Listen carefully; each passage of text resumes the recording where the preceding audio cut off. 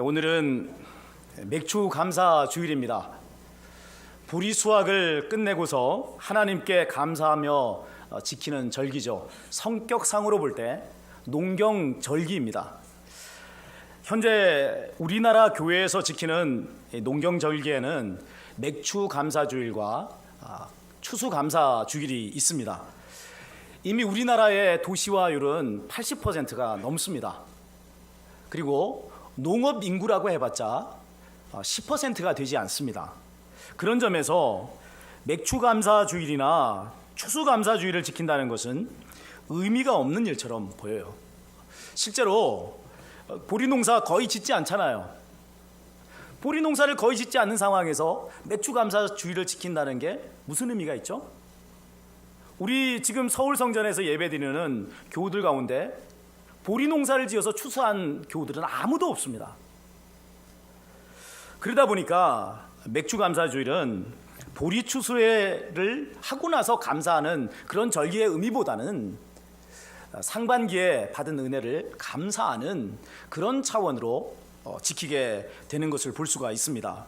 맥추감사주일이 매년 7월 첫째 주일인 만큼 상당한 의미가 있는 일이라 말씀드릴 수 있습니다. 이 점에 대해서는 잠시 후에 좀 더 구체적인 말씀을 드리도록 하겠습니다. 먼저 말씀드릴 것은 이름만 있는 이 맥추감사주일을 왜 지키느냐 하는 거예요. 여기에는 중요한 성경적인 근거가 있습니다. 인류의 삶의 토대는 토지입니다. 사람은 흙으로 만들어진 존재죠. 그리고 흙에서 나는 양식을 먹고 살아가는 것입니다. 도시화율이 100%가 된다 하더라도 이런 인간의 존재적인 삶의 양식은 변하지 않는 거예요. 하루 세 끼 밥을 먹어야 살 수 있는 게 우리의 삶이라는 것입니다. 토지와 절대적으로 뗄래야 뗄 수 없는 존재, 바로 이것이 우리의 모습인 것이죠. 자, 그런데 이 토지의 산물을 주시는 분이 누굽니까? 누가 토지의 산물을 우리에게 주시죠? 하나님이 주신단 말이에요. 최근에 가뭄으로 인해서 많은 고통을 받았습니다. 더워서 고통스러웠던 게 아니에요. 물이 줄어들고 녹조가 막 너무나 심하게 생겨났기 때문에 그것 때문에 고통스러웠다는 것이 아닙니다. 왜 고통스러웠습니까? 농사를 지을 수 없었기 때문에. 그것보다 더 큰 고통이 어디 있습니까? 농사를 지을 수 없기 때문에 고통스러웠단 말이에요. 저는 서울에 살고 있지만은 방송을 통해서 이 화면에 논바닥이 쩍쩍 갈라진 그것을 보면서 어떤 마음이 드냐면 제 가슴이 쩍쩍 갈라지는 것 같은 괴로움을 느꼈습니다. 과학기술이 과거 어느 때보다도 발달한 시대에 살고 있지만 그 과학기술로 비를 내리게 할 수 없단 말이에요.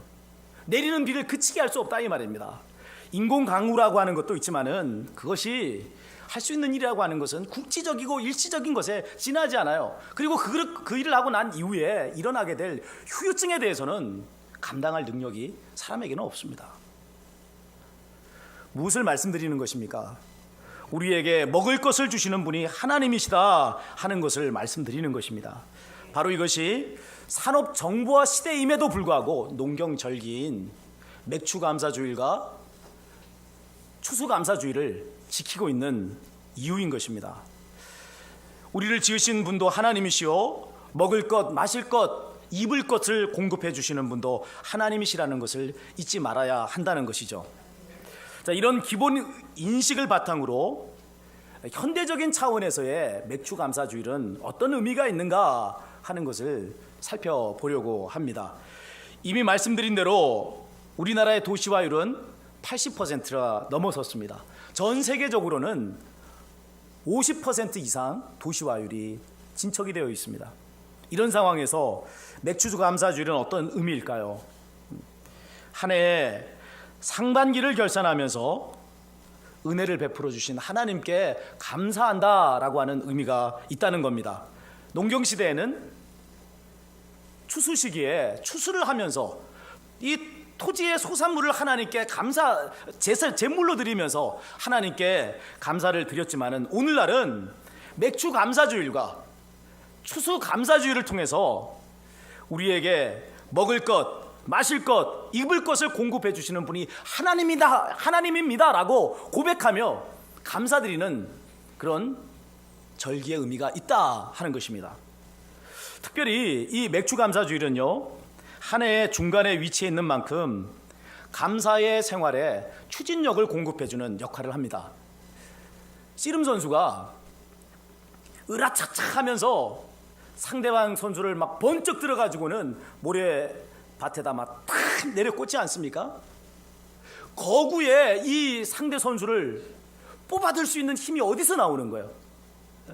그 힘의 근원이 어디 있습니까? 허리에서 나오죠. 허리가 삐끗하면 절대로 씨름 선수가 상대방 선수를 뽑아들 수가 없다 이 말이에요. 또 역도 선수들이 어떻게 합니까? 손에다가 송진가루를 탁 묻혀가지고는 자기 몸무게보다도 몇 배씩 되는 그 바벨을 번쩍 들어가지고 하늘을 향해서 들어 올리잖아요. 그렇게 들어 올릴 수 있는 힘이 어디서 나옵니까? 어디서 나온다고요? 허리에서 나온다 이 말이에요. 우리의 감사의 생활이 흐트러지지 않고 계속 유지하기 위해서는 한 해의 한복판에서 내가 과연 제대로 감사하고 있는가 하는 것을 점검할 필요가 있다는 것입니다. 공부하는 학생들도 여기서 지혜를 얻으시기를 바랍니다. 공부를 더 잘하고 싶다면은 여름방학을 잘 지내야 돼요. 한 달여밖에 되지 않은 짧은 그런 기간이지만은 이 기간을 통해서 순위가 바뀌는 일이 벌어집니다. 모두가 다 공부할 때는 순위가 잘 안 바뀌어요. 다 공부하니까 바뀌어지지 않죠. 그러나 방학은 뭐예요? 공부를 놓는다는 겁니다. 공부를 놓는 그 시간에 공부를 놓지 않고 계속 공부하게 되면 바로 공부하지 않은 학생을 따라잡고 또 그 순서를 뒤집어 버리는 역전의 일을 벌일 수 있다 하는 것입니다. 공부만 그런 건가요? 우리 일상의 삶이 다 그런 거 아닙니까?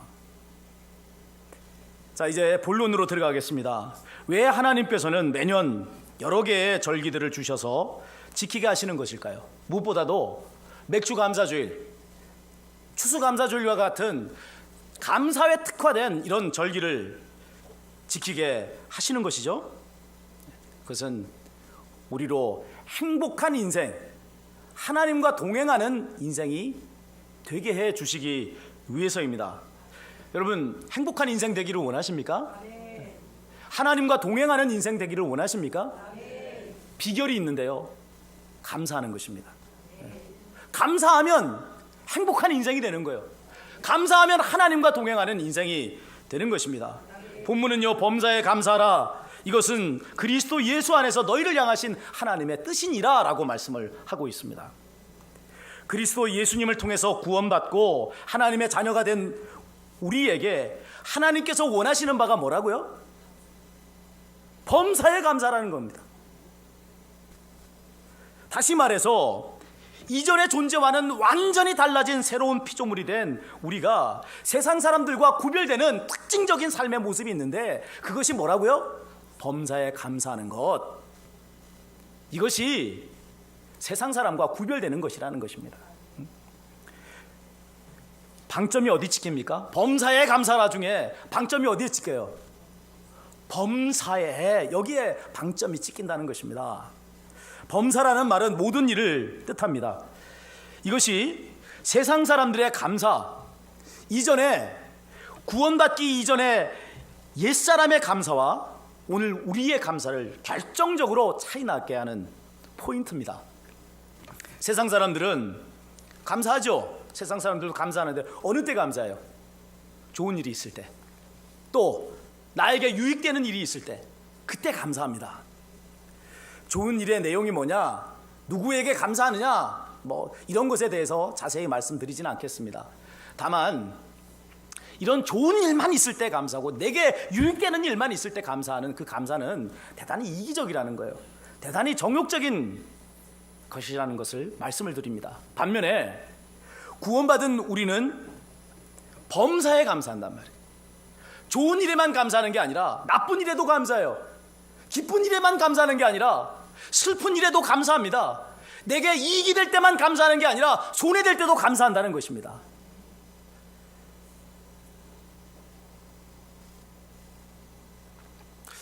어떻게 슬픈 일이 있는데도, 나쁜 일인데도, 내가 손해가 되는데도 어떻게 감사할 수 있죠? 세상 사람들이 이해하지 못하는 것이 바로 이 점입니다. 아니, 어떻게 내가 좋은 일이 있을 때는 감사하는 게 맞아. 내게 유익되는 일에 대해서 감사하는 건 맞지. 그런데 손해가 됐어. 내가 슬픈 일이 일어났어. 나쁜 일이 일어났는데 어떻게 감사하겠어?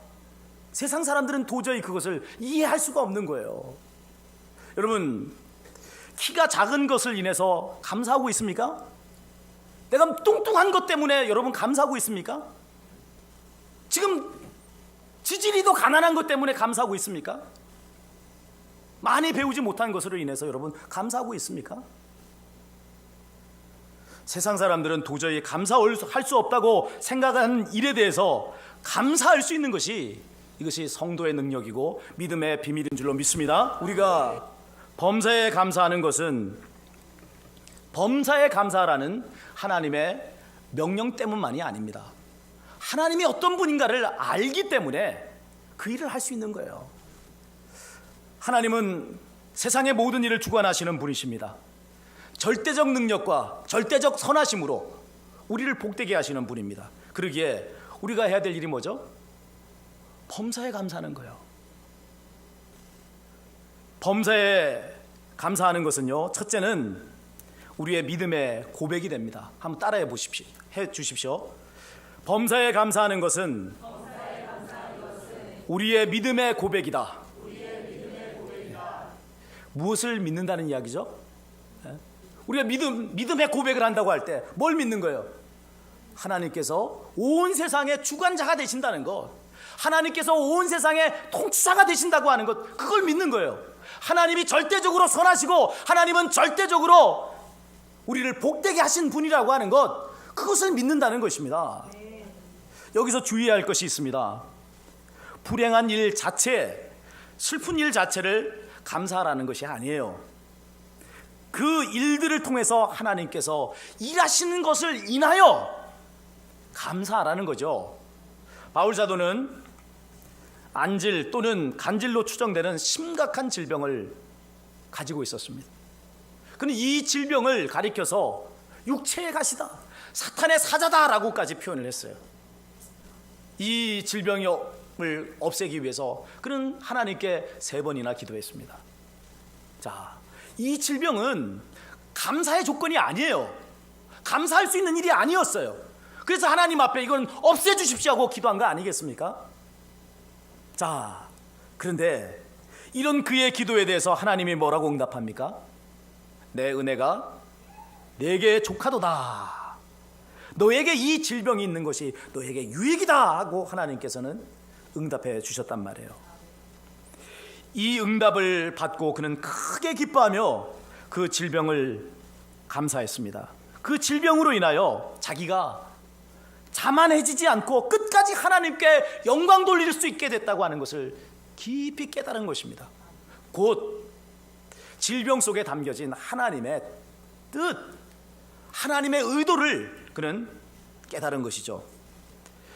자, 이렇게 범사에 감사하는 것을 통해 우리는 하나님께서 온 세상의 주관자시고 통치자시라고 하는 것을 고백하며 하나님을 영화롭게 하는 것입니다.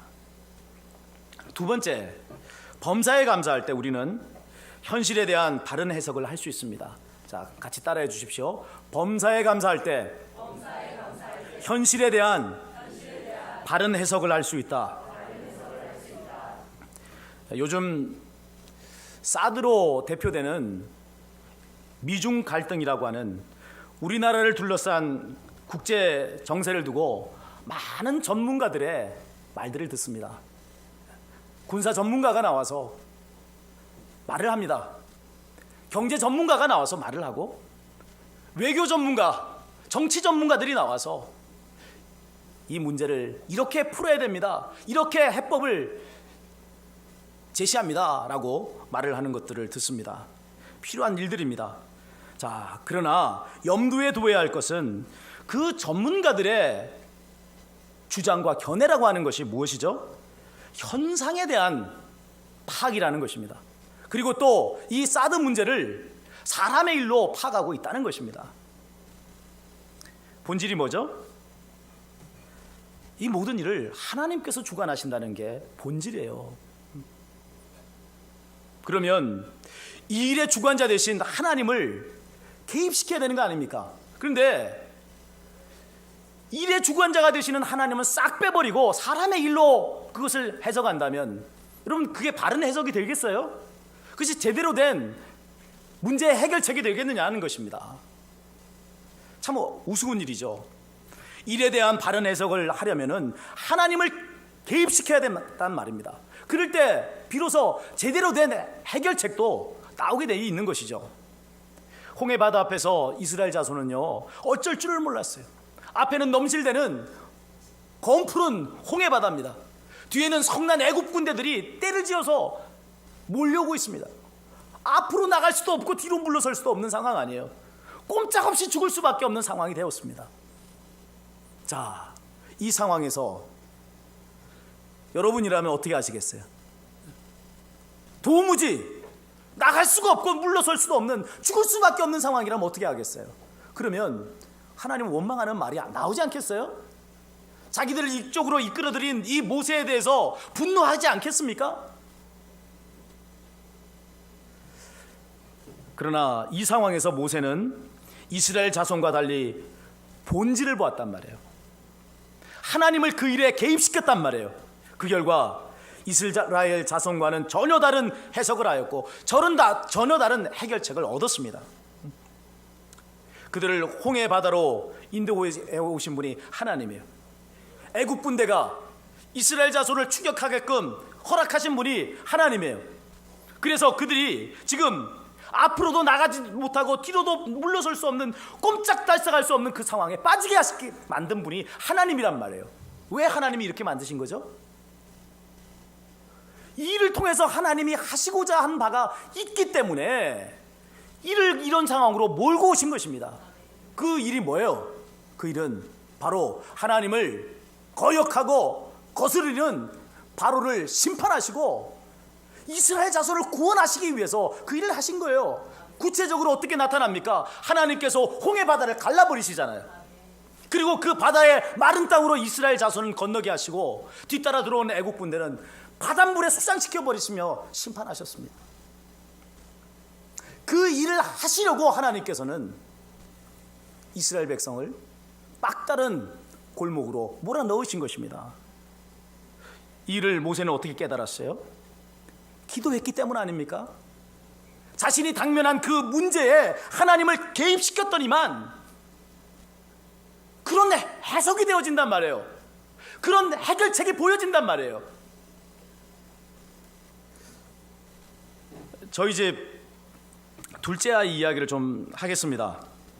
음악 공부를 하다가 이제 방향을 틀어서 일반 공부를 하면서 재수를 하고 있습니다.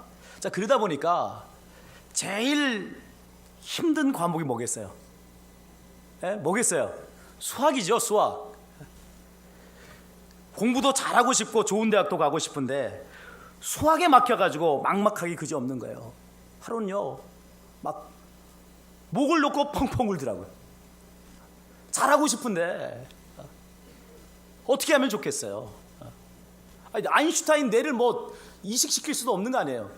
어떻게 하면 좋겠어요? 단기간에 수학을 끌어올릴 수 있는 방법이 없잖아요. 낙심하고 절망하고 있는 우리 둘째 아이에게 다음날 저녁 치유 집회에 커다란 위로가 임했습니다. 제 아내가 지원이와 우리 둘째 아이 이름이 지원이에요. 그리고 또 재수하고 있는 우리 경서를 향해서 너희가 공부하는 것만 하나님께서 시험에 나오게 하시면 되잖아 이렇게 말한 거예요. 아니 문제를 아무리 못 풀어도 내가 공부한 것만 나오면 풀 수 있는 거 아니겠어요? 저는 우리 지원이와 경서가 이번 수능에서 수학 100점을 맞을 거라고는 생각하지 않아요. 여러분 그렇게 생각하시나요? 저는 그렇게는 생각하지 않습니다. 그러나 포인트는 이것입니다. 하나님을 개입시키라는 거예요. 하나님께서 일하신다는 것입니다.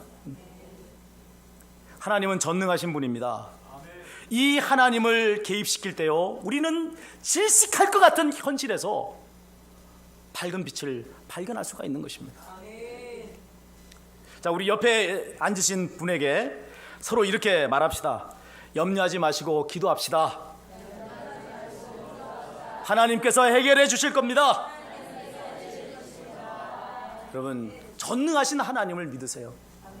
나는 해결할 능력이 없어요. 앞이 막혔고 뒤가 막혀서 죽을 수밖에 없는 상황이에요. 그러나 여러분, 하나님께서 일하시면 홍해 바다가 갈라지는 줄 믿습니다. 하나님께서 일하시면 공부한 것만 시험 문제에 나올 줄로 믿습니다. 전능하신 하나님이시기에 그 일이 가능한 것입니다. 자기 체면을 걸라는 말이거나 심상하게 마음을 위로하기 위한 말씀이 아닙니다. 하나님께서 주관하신다. 이것이 현상 배후에 자리하고 있는 일의 본질이라는 것입니다. 그래서 범사에 하나님을 개입시켜서 해석하게 되면 바른 해석을 하게 되고, 그리고 범사에 감사할 수 있는 사람이 되는 것입니다. 자, 이제 세 번째, 범사에 감사할 때 어떤 일이 벌어지나요? 범사에 감사할 때 하나님은 범사에 우리에게 복을 주십니다. 저를 한번 따라해 주십시오. 범사에 감사할 때 범사에 복을 받는다. 생각해 보십시오. 하나님께서 누구에게 복을 주시겠어요? 전능하신 그 하나님께서 우리에게 막 복을 주시려고 하는데, 어마어마한 복을 준비하고 계시는데 그 복을 누구에게 주시겠어요? 하나님을 인정하지 않는 자에게 주겠어요? 복을 주어도 감사하지 않는 자에게 주겠어요? 아니죠. 범사에 감사하는 자, 다른 사람 보기에는 저게 무슨 복이야 라고 말한 그 순간에조차도 나는 하나님을 믿어요, 하나님을 의지합니다 라고 범사에 하나님을 인정하고 전적으로 하나님께 영광을 돌리는 그 사람에게 하나님이 복 주시지 않겠습니까?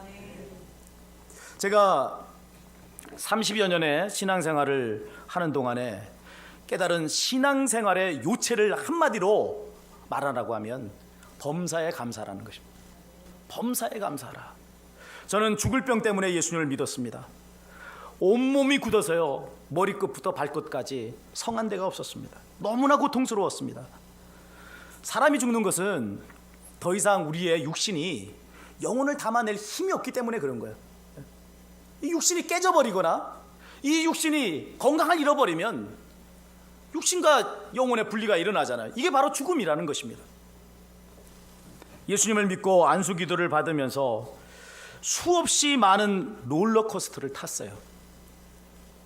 좀 치료가 되면 천국에 도달한 것처럼 기뻤어요. 그런데 또다시 아파서 원위치가 되면요, 낙심천만이었습니다. 그러기를 여러 차례 수도 없이 10수년을 그렇게 반복했습니다.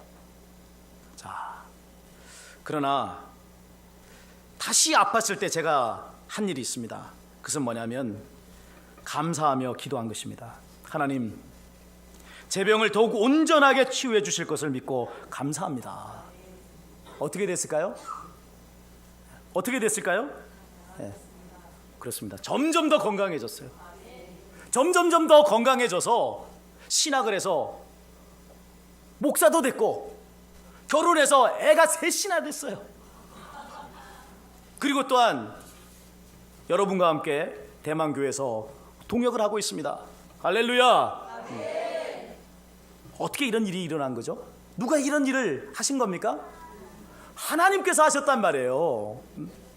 그 하나님의 일하심 속에서 제가 한 일은 범사에 하나님을 인정하며 감사한 것입니다.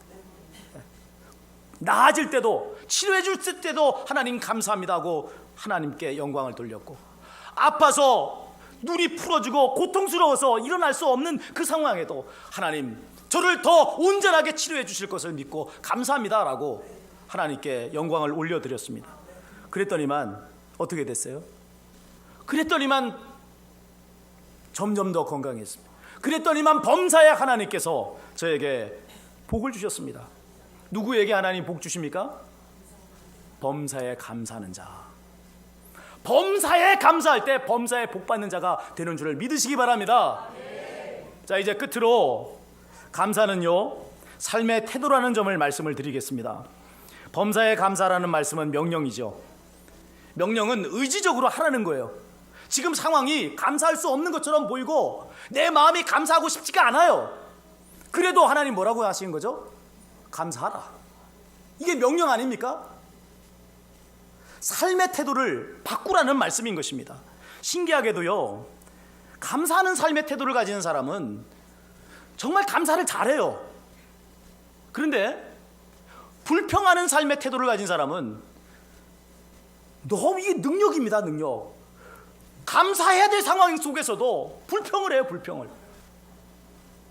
아니, 감사해야 될 거 아닙니까? 그런데 그 속에서도 희한하게 감사하지 못하는 조건을 쏙쏙 뽑아내서 이것 때문에 감사 못해요. 이거 더 해주셨으면 좋았을 텐데. 여러분, 주특기도 이런 주특기를 가지지 마시기 바랍니다. 하나님께서는 우리를 예수 그리스도 안에서 새로운 피조물로 지으셨습니다. 그리고 우리의 마음에 범사에 감사라고 하는 명령어를 기록해 주셨습니다. 범사에 감사하는 것은요, 모든 일에 감사라는 말씀입니다. 한 번만 감사하라는 것이 아니라 감사하고 또 감사라는 것입니다. 감사를 넘치게 하라는 것이 바로 범사에 감사라는 이 말씀의 의미입니다. 그럴 때 어떻게 될까요? 범사에 행복한 사람이 됩니다. 그럴 때 하나님과 동행하는 사람이 되는 거예요.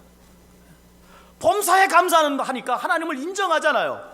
범사에 하나님께서 복을 주시니까 범사에 행복한 사람이 되고 하나님과 동행하는 사람이 되는 것 아니겠어요? 바로 하나님께서 우리에게 범사에 감사라고 하는 것은 내가 너를 행복한 사람으로 만들어줄게, 내가 너를 하나님과 동행하는 사람으로 만들어주기 원하노라 하는 하나님의 말씀인 것입니다. 몇 달 전 저는 저의 허리가 유연하게 풀려진 것을 인해 감사해서 하나님께 영광을 돌리고 또 여러분에게 떡을 대접을 했습니다. 현재 저의 아픈 곳은요, 여기 이 어깨와 등입니다.